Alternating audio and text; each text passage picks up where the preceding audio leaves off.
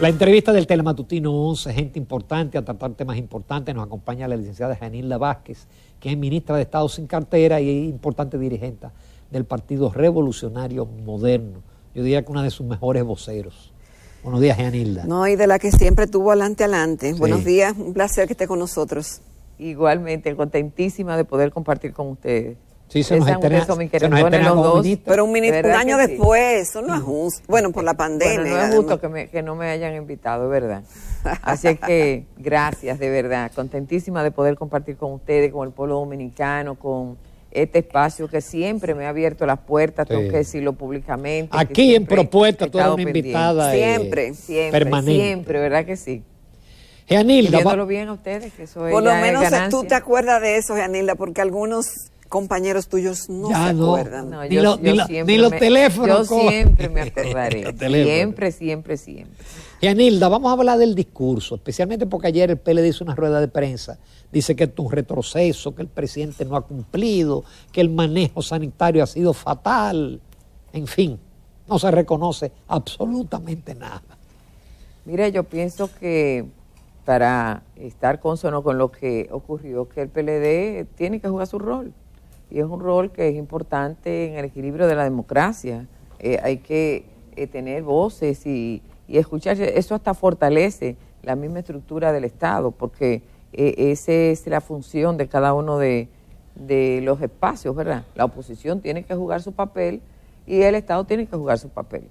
Nosotros siempre hemos dicho que hemos gobernado, y el presidente lo ha dicho hasta el cansancio, en una situación precaria, pero no porque República Dominicana se haya afectado más o menos de la situación del COVID, sino porque es un efecto mundial. Entonces, cuando tú haces un análisis del primer año, tienes que situarlo en el contexto de qué ha pasado en este año en los demás países del mundo, porque ese es el referente, ¿verdad? Entonces, cuando tú analizas que independientemente de la situación sanitaria en la que nosotros encontramos el país, además de la situación deficitaria del Estado, con el que encontramos las arcas públicas, que no teníamos ni con qué pagar la nómina de agosto pasado, un año, justamente, eso no hace 10 años, no hay un olvido ni una memoria, fue que no había tampoco plan. No había un plan para la educación dominicana, que estaba totalmente perdido el año escolar. No había un plan para la crisis sanitaria, no se pagaron las vacunas, no se hizo un convenio con empresas internacionales para tener un plan de vacunación, o no hubo un manejo adecuado de la crisis sanitaria. Entonces, cuando tú entras y encuentras todo este panorama, tú tienes primero que empezar a organizar las cosas. Y yo creo que este ha sido un año de muchas cosas. Aún así, y yo lo digo con mucho criterio de causa, porque nosotros somos los que le damos seguimiento a las cosas que se están haciendo, nosotros hemos logrado, independientemente de que el esfuerzo hacia la pandemia ha sido enorme, y a la recuperación económica, que son los dos pilares de este año, solo eso ha producido un efecto, digamos que en términos de desarrollo humano, enorme, porque la brecha iba a ser peor. Si nosotros tenemos un problema de retroceso económico, de una situación sanitaria de la que no podemos salir, eso crea un distanciamiento en la brecha entre ricos y pobres, que lo que hace es que esta línea que ya venía se distancie más. Entonces, lo que nosotros hemos hecho es reducir eso. Y ese esfuerzo, no se crea que ha sido fácil. ¿Sabe a lo mejor el pueblo dominicano cuánto le cuesta al Estado la atención al COVID? Solamente las pruebas PCR. ¿Cuánto le cuesta las camas COVID al Estado dominicano? ¿Cuánto cuesta el tema de la vacunación? O sea, son elementos que la gente tiene que saber, el esfuerzo que se ha hecho para llegar hasta ahí. Pero además, y reitero, nosotros tenemos más de 400 obras en curso, obras millonarias, y la gente dice, ¿y a dónde están esas obras? Bueno, le hemos dado continuidad al Estado, que es lo que tiene que hacer un gobierno, y se han estado realizando obras importantísimas. Por ejemplo, el Palacio de Justicia de Santo Domingo Este está casi listo para entregarse en meses. Nosotros tenemos obras como el Tribunal Constitucional, que está casi terminado. nosotros tenemos obras como todas las que se están iniciando en la avenida Hípica de Santo Domingo Este. Se está trabajando con 3 obras fundamentales en Santo Domingo Este, 4 con esa, que son todas millonarias de 2.000 millones en adelante. Entonces, todas esas son obras de gran peso, pero en Puerto Plata se están construyendo más de 7 obras de gran impacto, que son, es verdad, estamos dándole continuidad, pero todos esos millones están ahí y se están viendo, y son obras que se van a inaugurar próximamente. Entonces, son situaciones y son cosas que se han estado planteando frente al país y que nosotros entendemos que le estamos dando respuesta por encima de las expectativas. ¿Quién se iba a imaginar? ¿Quién? En un contexto como el que nosotros encontramos, que hoy la educación iba a tener un año salvado, que nosotros íbamos a encontrar... Nilda. Sí, yo creo que sí. Pudo haber sido peor porque no íbamos a tener años. Eso es lo que tenemos que ver. No es, bueno, que no fue lo mejor porque no estamos trabajando a lo mejor la calidad como lo hubiéramos trabajado en tiempos normales, que es hacia donde va el reto de la educación dominicana, en darle calidad a la educación, a los resultados que hemos tenido. Entonces, ese es el reto ahora, de un año sin la crisis que hemos tenido. Pero yo te aseguro que nosotros, y yo lo digo con muchísimo orgullo, cada vez que yo entro a mi vehículo, veo a la gente que me asiste, escuchando las clases. Mi mamá la escucha. Es decir, esto ha sido también como una revisión de todos hacia los conceptos básicos que teníamos. Y yo creo que ha sido muy interesante. Por ejemplo, ver la niña de Leo que me asiste, que tiene 7 años, que está en una escuela pública, verla con su tablet, trabajando los temas de inglés. Yo le revisé este fin de semana todo. Yo digo, pero esto es increíble, cómo los niños, eso nada más se podía ver en las escuelas privadas. Bueno. En los colegios privados, cómo el contenido que tienen, pero hay que verlo, hay que ir a verlo para que usted vea el impacto que va a tener para la educación todo lo que estamos haciendo. Anilda, vamos un poco para atrás. Y yo digo un poco para atrás porque tú tienes muchos años en la política trabajando arduamente con los famosos comités afectivos del PRD y con una tarea de organización, pero llevado con notas y con planes, y recorriste el país entero varias veces, y digo yo, pero Dios mío, y te reconocemos toda esa labor que tú hiciste por el partido. Ahora bien, ese contacto con la gente, realmente, Gianilda, ¿es el gobierno que ustedes prometieron y te sientes satisfecha con lo que se ha logrado hasta ahora? Dinos la verdad. Mira, es que nosotros tenemos que ver que nosotros no tenemos el gobierno, dice el presidente, y yo me siento tan identificada con eso. Yo no quiero ni pensar qué hubiéramos hecho ya en este momento si nosotros hubiéramos encontrado un país sin esta crisis. ¿A dónde estuviéramos colocados? Porque si esto es con la pandemia que hemos logrado hacer tantas cosas, yo me siento muy orgullosa de la cosa que estamos haciendo y te lo digo de corazón, desde el sentimiento de quien está adentro y está viendo el esfuerzo que estamos haciendo desde todos los ministerios así fue como ustedes lo soñaron. Yo pienso que sí, porque nosotros siempre trabajamos mucho con la transparencia. Las leyes estaban ahí y ninguna se cumplía. Ninguna se cumplía. Nosotros encontramos 620 obras, Ramón, violando la ley, por encima del 25% de las adendas, pero algunas que eran de 100 millones, con 500 millones. ¿Cómo nosotros pagábamos esa cubicación? Si está ilegal, y todas estaban ilegal, todas las que estaban en curso. Nosotros encontramos un sistema educativo deteriorado completamente. Ahí solamente sirven los liceos nuevos que se hicieron en los últimos 4 años. Después no hubo un peso de mantenimiento para planteles escolares. Ahora que vamos a aperturar el año, hemos tenido que hacer una gran inversión en infraestructura escolar, pero grandísima. Ahí no había una escuela que sirviera, ahí no había un baño que sirviera, ahí no había un jardín, no había, las instalaciones sanitarias eran precarias, pero en el sistema de salud es vergonzoso lo que había. Ahí se invertía en esos gobiernos de 20 años del PLD solamente en las obras en donde hubiera un interés, pienso yo, de una comisión o de algún beneficio particular para el que le estaba haciendo.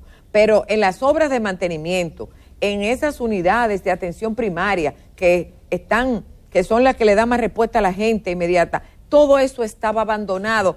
Ahí había una crisis, y hay todavía, porque nosotros hemos trabajado muchísimo en restablecer el sistema de salud, pero el cúmulo que había es una cosa impactante lo que tú veías.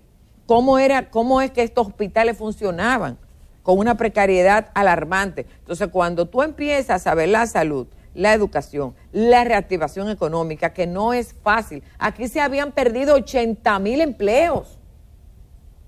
Y cuando tú dices no estamos recuperando, pero tú tienes que contar, Ramón, tú eres economista, el déficit que había anterior, porque nosotros tenemos un déficit de 200,000 empleos anuales. Son 200,000 jóvenes que entran a mayoría de edad, anual, cerca, 100 y pico. Entonces, cuando tú tienes un déficit acumulado, 32% de ninis que ni trabajaban, se le olvidó esa cifra, 36 casi. No se nos olvida. No se nos olvida, ¿verdad? Entonces, eso fue lo que encontramos.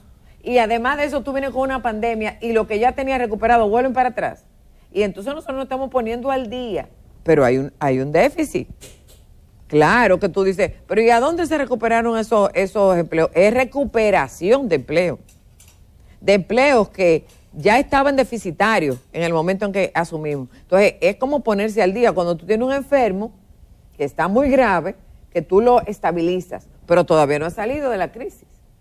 Todavía tiene que ir al médico, se está atendiendo. Entonces, todavía estamos en un proceso de la economía de recuperación, que se está recuperando a ritmo acelerado porque hemos logrado incentivar el turismo, que, óyeme, hay que ver España, que es una potencia turística. Miren los números, comparen. Madrid, que es una ciudad de impacto turístico increíble. Dubái, que es una ciudad que vive del turismo prácticamente. ¿Cómo se ha impactado? ¿Cómo ha impactado la crisis del COVID en todos esos escenarios de turismo mundiales? Entonces nosotros, que somos la estrella del Caribe, teníamos que impactarnos, porque la gente cuando está en pánico, lo que hace es que se reduce su círculo. ¿Quién va a estar pensando en distraerse cuando un amigo se murió, cuando un primo le pasó una cosa? Porque es que nadie ha dejado de afectarse directamente del COVID. Alguien hemos perdido, y eso ha pasado a nivel mundial, no es solamente en la República Dominicana. Entonces todo eso hace que haya una restricción económica mundial, que nosotros hemos logrado reactivarla. Nosotros nos hemos dado cuenta de la importancia que tiene el sector productivo en un país insular, en donde nosotros tenemos todos los microclimas. Entonces nosotros tenemos que fortalecer nuestra producción local, que siempre lo habíamos dicho, pero hemos hecho una gran inversión al campo, a tasa cero, miles de millones de pesos directamente al campesino para que se reactive, para que empiece a producir. Hemos producido tanto que ahora tenemos sobreproducción y tenemos que comprar los productos, porque es que había una crisis y nosotros te puedo decir lo que sea, pero aquí no ha habido desabastecimiento nunca en este año. Entonces nosotros hemos logrado... Ahora de pollo. Pero bueno, pero no hay desabastecimiento. Mira lo que pasa. La crisis... Caro sí está todo. Mira, la crisis de la carne de cerdo hace que la gente consuma más pollo. No es que ha habido desabastecimiento, es que hay un exceso, hay un consumo, una demanda. Entonces esa demanda extra presiona algunos rubros. Pero tú dices, mira, la cosa está cara, y es verdad que está cara. Pero nosotros hicimos un análisis comparativo de las 15 ciudades más importantes del mundo, incluyendo Estados Unidos, Nueva York y Miami. Supermercado de allá y supermercado de aquí. Y en todos los renglones, en la canasta familiar, aquí está más barato que allá. Dicen los estadounidenses, y tú puedes llamar a una amiga ahora mismo que vive en Nueva York, que nunca en su vida habían visto una situación como la que en los últimos 40 años se ha registrado el alza de los productos de primera necesidad más grande en Estados Unidos. En Estados Unidos, que tienen unos subsidios, ustedes saben, ¿verdad? Oh. Hasta la gente que vive aquí, bueno, ustedes han visto la remesa, cómo se han incrementado aquí. Gracias a todos esos subsidios que se han hecho focalizados y generales en Estados Unidos. Sin embargo, el alza de los precios de los productos de primera necesidad allá ha impactado más que aquí. Y aquí es uno de los países que menos ha impactado. Nosotros tenemos 4 semanas subsidiando los aumentos del combustible. para que el pueblo se impacte menos, para que tenga menos presión. Y esas son cosas que tienen un costo para la economía. Esas cosas no es del aire, no es una varita mágica. Son cosas que se hacen con los dineros del presupuesto. Entonces yo creo que si analizamos por donde quiera que nosotros podamos decir, cuando tú tienes una crisis familiar, que la hemos tenido todos, la tuviste tú, cuando tuviste la situación familiar con tu esposa, tú sabes bien que cuando hay una situación de enfermedad es que se te quitan las ganas hasta de cantar. Entonces uno tiene que ver en qué nos hemos focalizado, en resolver el problema sanitario, en tener suficiente comida para el pueblo dominicano, que le hemos tenido un poco más cara, pero nosotros tenemos renglones que la cebolla ahora está más barata que antes, el ajo está más barato que antes. Nosotros tenemos víveres y el plátano hay a 4 y a 5 pesos. El plátano. Ya no hay un rey del ajo, ya no hay importaciones de ajo. Bueno, es que hemos cortado muchas cosas. Es que cuando hay transparencia, es que cuando las reglas están claras para todo el mundo, el pueblo lo ve. Lo nota. Y estamos así, Genilda, vamos a hacer una breve pausa. Todavía nos quedan muchos temas con Genilda, porque incluso tenemos que hablar de las funciones que ella está ejerciendo como ministra de Estado sin cartera. Volvemos en pocos minutos. Bueno, continuamos en Telematutino 11. Esta mañana estamos muy complacidos de la presencia en nuestro programa de la licenciada Genilda Vázquez, quien es ministra de Estado sin cartera del gobierno y amiga nuestra, una dirigente política muy trabajadora y de larga data. Genilda, ¿qué hace el ministerio que diriges sin cartera? ¿Cuáles son las responsabilidades? Mira, siempre la gente, y cuando la gente dice sin cartera, piensa que no tiene función, un servidor público sin función. Sin función. Y la verdad que la propia ley establece la función tiene que ser designada por el propio decreto, la función que va a hacer el ministro sin cartera. Y en el caso de este gobierno, los ministros sin cartera, que somos 3, tienen cada uno su función asignada. El ministro Neney tiene sus funciones en torno a todo la dirección que está manejando. Y nosotros tenemos una función que es inédita para la administración pública y es el seguimiento. Ay, papá. El seguimiento es un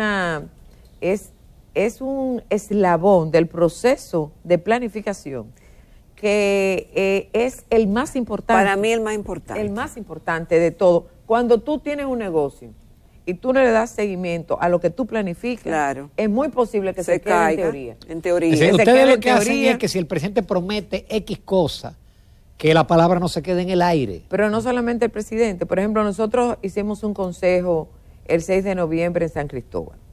Ahí los ministros van a decirle al pueblo de San Cristóbal qué tienen en carpeta para esa provincia. Entonces el ministro de Obras Públicas dice, bueno, nosotros vamos a terminar el Trébol, que es una obra de 1.200 millones de pesos. Vamos a hacer 3 pasos a desnivel, porque lo tienen en el presupuesto ya. Tú sabes que se hacen partidas presupuestarias de cada ministerio. Ahí va el director de INAPA y dice, nosotros vamos a hacer 30 pozos, tantos pozos en Jaina, vamos a hacer tal cosa, vamos a terminar la planta de tratamiento de San Cristóbal. Ahí va el ministro de Salud Pública y dice, aquí se va a hacer un centro regional de salud. Entonces, cada ministro de eso está diciendo lo que va a hacer. Entonces, nosotros tenemos que darle seguimiento a que eso que el ministro dijo se convierta en realidad. No solamente por la propia presión del ministro, que mañana tiene que trabajar en el país entero, en las 32 provincias, en Santiago, en cada una de las promesas, sino para articular. Y nosotros hemos encontrado cosas, por ejemplo, como nosotros estamos, digamos que dándole seguimiento a un hospital.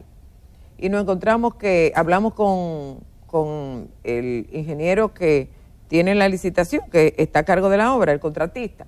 Entonces nos dice, ingeniero, ¿qué es lo que está pasando? ¿Por qué está detenida esta obra? Entonces lo llamamos al despacho, hablamos con ellos, nos preocupamos por las situaciones. Nosotros nos dieron estas camas COVID para resolver el tema de equipamiento y no le hemos podido poner porque hay unas filtraciones que hemos encontrado en el camino y hay que hacer una adenda. Entonces hay que firmar la adenda. O sea, por la firma de la adenda estaba unas camas COVID que eran tan importantes detenidas cerca de 7 meses. Entonces, bueno, pero si lo que hay que firmar la adenda, ¿qué es lo que pasa? No se ha firmado, es tanto, es tú, le cae atrás el contrato, le cae atrás la adenda, se firma la adenda, las camas COVID están entregadas prácticamente. Entonces después tú te encuentras que cuando estaban haciendo el tema de la filtración, habían arriba del techo, era el almacén, entonces estaban las camas de hierro, los aire acondicionados viejos, entonces por eso era que se producía la filtración. Pero ¿qué resulta? Que el administrador del hospital no la puede quitar porque hay que darle un descargo en bienes nacionales, y que llamaban, y que no venían, y que esto, no, pero vamos a llamar bienes nacionales, viene la persona, te descargan inmediatamente y la obra funciona. Nosotros nos encontramos, por ejemplo, con el propio Palacio de Justicia de Santo Domingo Este, que es una obra que lo tienen a cargo los RISEC, que es una firma importantísima, y vemos que la obra va muy bien y a muy buen ritmo y todo en marcha, y nosotros entonces reportamos toda la semana al presidente cómo estamos viendo las cosas. Entonces en un momento vemos que la obra vamos a una reunión inmediatamente con los ingenieros. Mire, ¿qué es lo que pasa, ingeniero? ¿Cuál es la situación? No, que nosotros tenemos una ubicación que hace 8 meses que está en la Contraloría. Hablamos con el Contralor. Ay, mamá. Mire, Contralor, esta obra es prioritaria para el presidente. La tarea tuya vamos a hacerle. es ciclópea, Entonces, cuando hablamos, inmediatamente se hace el desembolso, la obra me vuelve a caminar. Otra vez viene y se detiene. ¿Qué pasa? No, que nos faltan unos planos, que no nos entregaron, que obra pública. Vamos con el viceministro. El ministro ni se entera. Hablamos con el viceministro. Mire, viceministro, hay que entregarle los planos porque estamos esperando esto. El presidente quiere que esto esté al tiempo. ¿Está funcionando eso, Janilda? Absolutamente. Como pero también, pero yo te estoy diciendo, tú hablas de obras grandes, pero también tengo entendido que hay obras pequeñas. Obras pequeñas. Nosotros tenemos, parques, por ejemplo, mira, estadios. Tenemos la satisfacción ya de una inauguración de una obra pequeña que el presidente se comprometió en ese consejo del 6 de noviembre y ya está en el distrito municipal del Carril. Ojalá pudiéramos verla para que ustedes vean qué cosa tan bella que nuestro ministerio le dio seguimiento, se hizo a través de la alcaldía buscó localmente sus propios ingenieros, se hizo con las ferreterías locales, son obras que impactan tanto porque es con la propia mano de obra, con el agente del propio lugar y con el involucramiento de la gente que le interesa que su obra quede correctamente. Entonces eso es el alcalde involucrado, pero nosotros en San Cristóbal tenemos con la alcaldía del municipio cabecera, tenemos el cementerio que ya tiene su dinero en la cuenta. O sea, no es de que una promesa, no, que ya se le transfirió a través de nuestro ministerio el dinero que necesitamos para que esa obra se hiciera, que es el cementerio, que es una obra de gran impacto porque no tienen, y también el mercado de San Cristóbal, pero allá se están haciendo polígonos culturales, allá se está haciendo polígono central, allá se está haciendo una ciudad inteligente que ya está el dinero en las manos del Intran para hacerla. Janina, es decir, no quiero que se acabe el programa sin que hablemos del partido y de las quejas que hay dentro del mismo partido por el tema de los empleos. Y algunos han llegado a decir que este es un gobierno de popis, de blanquitos y de gente rica, de empresarios, y que le han dado la espalda al partido. ¿Cómo cómo hacerlo bien y cómo incluir a la gente que sí está capacitada? Y de ñapa, ¿por qué no han liquidado, no han pagado prestaciones de tantas personas que han desvinculado? Mira, una cosa va directamente relacionada con la otra.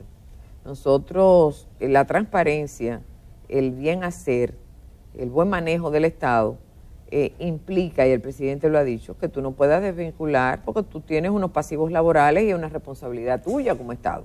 Nosotros no podemos ir al sector privado a decirle que cumplan con una persona que desvinculen si usted está desvinculando sin ninguna responsabilidad. Pero no están cumpliendo, Janilda. Aquí vienen cartelones casi todos los días allá afuera de que no le han pagado las prestaciones. Por la misma presión de vincular, algunos han desvinculado sin esa previsión.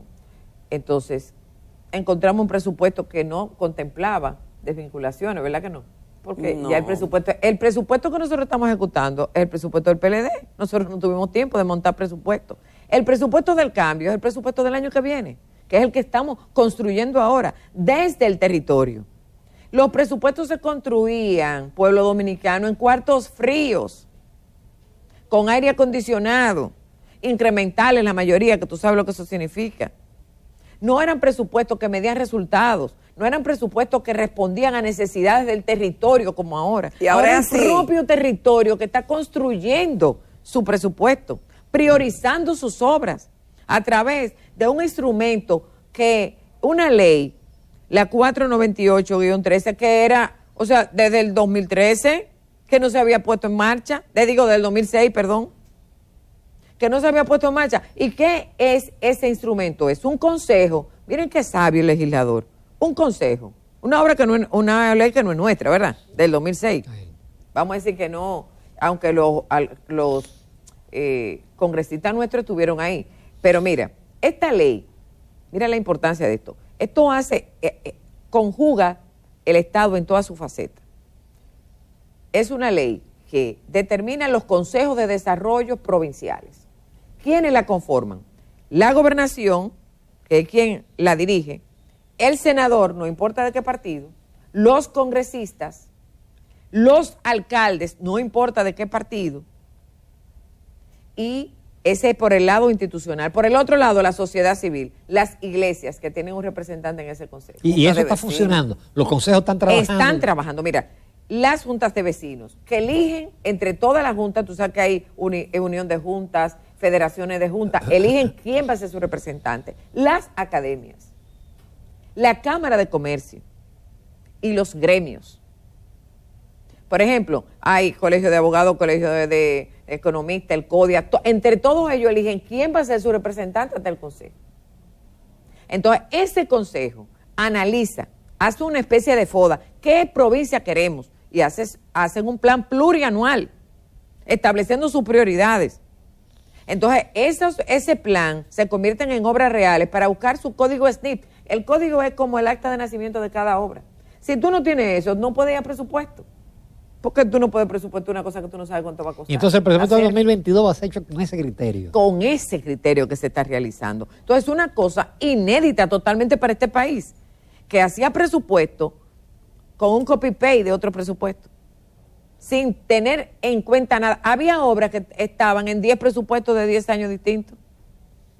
La ponen y la ponen. Pero ahora este consejo le va a dar seguimiento. Porque ¿por qué el senador y los congresistas están en ese consejo? Porque son los que tienen que fiscalizar que lo que se haya puesto en el presupuesto se cumpla. Aquí el legislador tenía la visión, en el antiguo esquema, de que su función era buscar empleo, dar canastilla, hacer diligencia a la gente de su comunidad.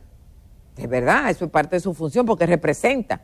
Pero su función principal, además de hacer la ley, que el presupuesto es una ley, es fiscalizar que se cumple esa ley, especialmente en el territorio al que tú representas en el Congreso, porque es una representatividad, es una democracia representativa. Entonces, entender eso, hacer que eso funcione, ha sido una labor titánica del Ministerio de Economía, Planificación y Desarrollo, yendo a cada territorio, armando eso. Nosotros lo hemos recibido en el Palacio. Hay gente, por ejemplo, cuando hicimos el Consejo de Desarrollo, que lo juramentamos, el de San Juan, todos los alcaldes son del PLD, nunca habían ido al Palacio. La mayoría de los alcaldes son del PLD. Nosotros como partido tenemos 3 distritos en San Juan, pero el senador es de la oposición. Entonces nosotros hemos visto lo importante que es trabajar con las fuerzas. Entonces por eso es que la oposición un poco está desarmada, porque ellos han sido parte de todo lo que hemos hecho y de todo lo que se ha planificado. ¿Cómo tú criticas algo de lo que tú has sido parte y que te ha sido consultado? Entonces, la van a tener muy difícil la oposición. Muy difícil, porque todo lo que se va a construir a partir de este nuevo esquema ha sido construido con ellos. A partir de ellos y conjuntamente con ellos. Qué pena no tener más tiempo, Genilda. Genilda, además de trabajadora, es una tremenda vocera. Sí, pero muy trabajadora. Muy trabajadora, ¿no? Muchas gracias. Darle muchas seguimiento a tantas obras no estaría sencillo. No, para nada. Y toca muchas puertas. Pero además, oye esto, el presidente tiene un estilo de cercanía, de proximidad con la gente, y está recibiendo a toda la junta de vecinos. O va a su casa, a la provincia, o lo recibe en Palacio. Él lo invita a su casa y va a la casa de ellos. A diferencia del pasado que decían que tenía cercanía, eso era mentira, eso era mediático. No, esto es, mira, cada junta de vecinos. Entonces, esa junta de vecinos, estas son otro tipo de obras, porque estas son obras de bajo monto que tienen un impacto inmediato. Estos son, mira, funerarias, destacamento de policías, las canchas deportivas. Ellos también tienen centros comunales, parquecitos. Son cosas que ellos, tomas de agua, pozos tubulares, es decir, son obras de bajo monto que impactan muchísimo en la comunidad. Pues el presidente las recibe y nosotros entonces también estamos encargados de darle seguimiento a todas esas obras. No ejecutarlas, seguimiento, que como decíamos, es la parte de la planificación muy básica. No es que estamos atrás de nadie, pero estamos viendo dónde están los cuellos de botella, qué está pasando aquí, por qué esto no se está haciendo, por qué no se ha licitado, qué es lo que te pasa, vamos a ayudarte, vamos haciendo que las cosas sean posibles, y eso es un trabajo precioso que estamos haciendo, porque nos involucramos con todo, estamos en el centro, estamos ayudando sin que nadie sepa quién es que hace que las cosas fluyan, y eso es muy bonito de parte de lo que estamos haciendo, principalmente porque tenemos la responsabilidad de que el presidente quede bien y de que la palabra empeñada sea una realidad, para que todas esas cosas que él está anunciando ya nosotros empecemos a inaugurar. Y yo hoy le digo al pueblo dominicano que el 6 de noviembre ustedes verán casi el 90% de las cosas que el presidente se comprometió en ese consejo realizadas. Janilda, muchísimas gracias. Gracias, Janilda. Gracias a ustedes. Nos vamos a una breve pausa y retornamos ya con la recta final del Telematutino 11.